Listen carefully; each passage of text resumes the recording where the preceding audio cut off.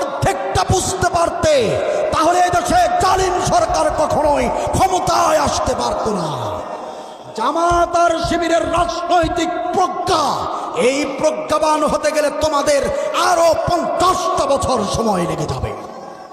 জামাত শিবির ওই মুহূর্তে যদি প্রকাশ্যে এসে নেতৃত্ব দিত, তাহলে এই জালিম সরকার জঙ্গিবাদের উত্থানের কথা বলে, মৌলবাদের উত্থানের কথা বলে, বহির্বিশ্বের সহযোগিতা নিয়ে বাংলাদেশের আলেমদেরকে কচু কাটা করে দিত।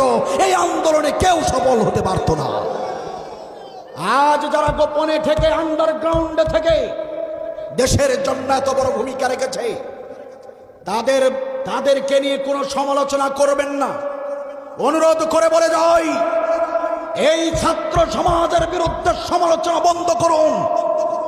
একটা কথা মনে রাখবেন, হাসিনা সরকারের মতো এই জালিমের জগদ্দল পাথরকে উল্টাতে আমাদের 16টা বছর সময় লেগেছে।